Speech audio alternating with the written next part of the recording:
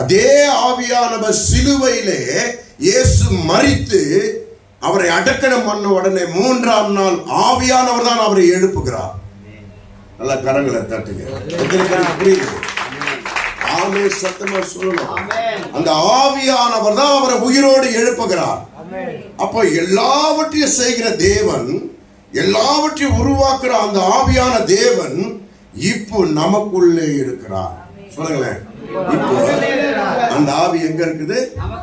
அந்த ஆவி யாருன்னு தெரியுமா? அது பிதாவுடைய ஆவி. அந்த ஆவி எது? பிதாவுடைய ஆவி. இப்போ மனுஷனுடைய நன்மைகளை நான் அறிந்திருக்கிறேன்.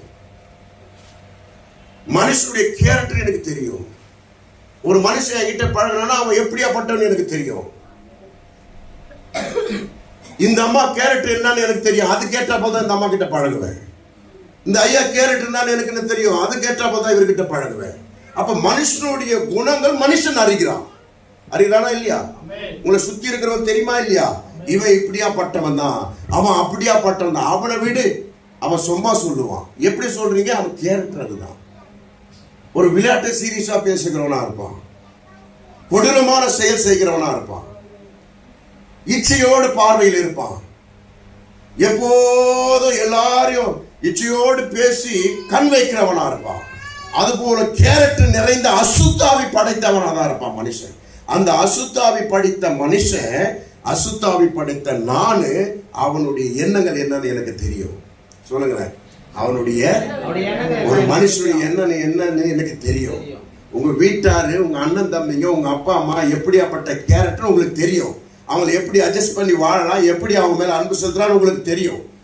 அதை அறிந்த நீங்க, எனக்குள்ள வந்த பிதாவுடைய ஆவியானவர், அவர் பிதாவின் ஆழங்களை அறிந்திருக்கிறார். எத்தனை பேருக்கு புரியுது? மனுஷனுடைய ஆவி அறிந்த நீங்க, உங்களுக்குள்ள வருகிற பிதாவுடைய ஆவியானவர், அவர் யார் அறிந்திருக்கிறாரு? பிதாவுடைய ஆழங்களை அறிந்திருக்கிறாராம். வானத்துக்கும் பூமிக்கும் ஆண்டவராக இருக்கிற பிதாவுடைய ஆவியை, பிதாவுடைய எண்ணங்களும் ஆழங்களும் அறிந்திருக்கிறாராம். அந்த திட்டங்களை கொண்டு எங்க வர்றாருன்னா நமக்குள்ள வருகிறார். அவர் என்ன நினைக்கிறாரோ இங்க நமக்கு உணர்த்துவார்.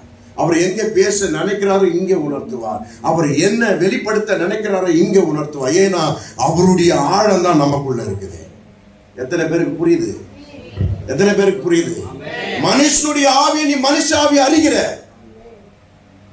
பிதாவுடைய ஆவியானவர் உனக்குள்ள வந்துட்டு அவர் ஆழங்களை வெளிப்படுத்துவார் உனக்கு. அதே போலதான் இயேசுக்குள்ள வந்துட்டு ஆழங்களை வெளிப்படுத்தி, பிதா சொல்லுவதை தவிர வேறு ஒன்று நான் எக்ஸ்ட்ரா பேச மாட்டேன். ஏன்னா அவருடைய ஆழமான ஆவி எனக்குள்ள இருக்கிறதுனால நான் அவருடைய ஆழங்களை அறிந்திருக்கிறேன். அவர் குணத்தை அறிந்திருக்கிறேன். அவர் செயல்பாடை அறிந்திருக்கிறேன். அவர் நோக்கத்தை அறிந்திருக்கிறேன். அவர் என்ன செய்ய போகிறார் என்ற காரியங்களை நான் அறிந்திருக்கிறேன். அல்லேலூயா. இப்போ மனுஷனுடைய வாழ்க்கையை தூர வைங்க. மனுஷனுடைய அசுத்த ஆவியை தூக்கி வெளியே வைங்க. அந்த அசுத்த ஆவியை உன்னிடத்திலிருந்து நீக்கி பரிசுத்த ஆவியினால் உன்னை நிரப்பதான் வல்லமை உள்ள ஆவியானவர் உனக்குள்ள வருகிறார். அல்லேலூயா. இந்த ஆவியானவருடைய செயல்பாடு எப்படி இருக்குதுமா? சென்சிட்டிவா இருக்கும். சொல்லுங்க. சென்சிட்டிவா இருக்கும். உன்னுடைய குணம் கடினமா இருக்கும். இந்த கடின குணம் எப்போதுமே சென்சிட்டிவ் கிட்ட போராடி கொண்டிருக்க கூடாது. அது தேவ ஆவியானவருக்கு விரோதமா செய்கிற செயல்பாடு.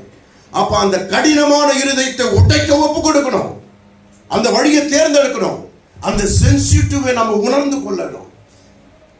அந்த மகிமை எப்படி இருக்குன்னா சென்சிட்டிவா இருக்கும். லேசா குளிர்ந்த காற்று அடிக்கிறா போல இருக்கும். அக்கினி சோலையா நம்ம காற்று வீசுகிறா போல இருக்கும். அல்லேலூயா. அசுத்த ஆவி என்பது என்ன தெரியுமா? இந்த பூமியில அசுத்த ஆவி சுற்றுகிறது என்னதம்மா? தேவன் அறியாத ஜனங்களுக்குள்ள இருக்கிற அசுத்த ஆவிகள். இந்த அசுத்த ஆவி என்ன செய்யும் தெரியுமா?